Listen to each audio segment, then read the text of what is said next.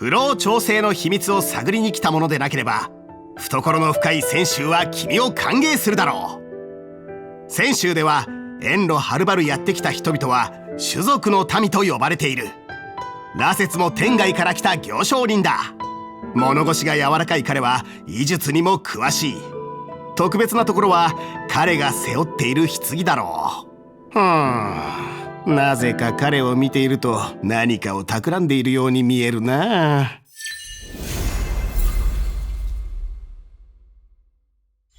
この神秘的なキャラを紹介するため、ゲストとして泉州の熱心な民リーさんをお招きしたぞ。こんにちは、素性でいいよ。2人はとある強盗事件で知り合ったと聞いたんだが、あんな大きな箱を背負ってるひ弱な異邦人なんていいかもだよ。だから私が助けてあげて強盗どもを蹴散らしたんだ。その戦いで羅刹も素晴らしいサポート能力を見せてくれたそうだ。では紹介しよう。羅刹は豊穣の運命を歩む虚数属性のキャラクターだ。彼は優れた医術と優雅な剣術、治癒と殺傷、相反する2つの力を扱う。そんなにすごいの？通常攻撃黒煙の茨は指定した敵単体に虚数属性ダメージを与える。戦闘スキル白化の希望は羅刹の攻撃力に応じて指定した味方単体の HP を回復し、自身は白化の時を一層獲得する。さらに任意の味方の HP が一定割合を下回った時、羅刹はスキルポイントを消費せずにその味方に戦闘スキルと等しい効果を発動できるんだ。この効果は数ターン後に再発動できる。白化の時って何？白化の時が2層たまると羅刹はそれを全て消費し結界を展開する。結界内の敵が攻撃を受けると羅刹の攻撃力に応じて攻撃した味方の HP が回復する。結界は数ターン継続するぞ。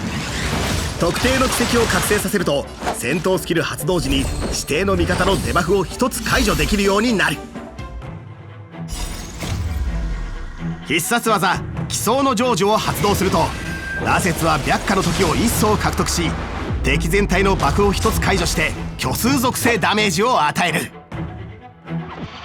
あんなものが入ってるから強盗が怖くなかったんだ。それと商品の価値とは何の関係もないように思うんだが、探索中羅刹が秘技愚者の悲哀を放つと次の戦闘開始時にテンプを発動するぞ。へえ。特定の奇跡を覚醒させると結界内にいる敵を味方が攻撃した時、攻撃者以外の味方が羅刹の攻撃力をもとに一定の HP を回復する。すごいね。通称さん、君を招いたのは羅刹を紹介するためであってボケ役をやらせたいわけじゃない。実力を隠してたって知らなかったから。では話を戻そう。行商人の羅刹にとって襲い来る卑族どもを倒すことも日常の一部。多数の敵を前にしても羅刹はひるむことなく仲間と一緒に仕掛けた。戦闘中味方の HP が一定の割合まで下がり羅刹の戦闘スキルが発動。今回は SP を消費しないよ。羅刹が必殺技を放った。敵全体にダメージ、そして白化の時を一層獲得。前に放った戦闘スキルのおかげで白化の時も十分溜まったから羅刹が結界を展開したよ。結界効果のおかげで味方が攻撃すると HP が回復する。そして敵も消耗し続けやがて帰らぬものとなる。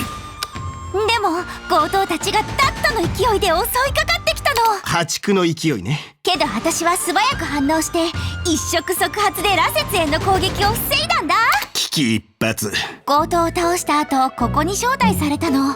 ここって豪華だね。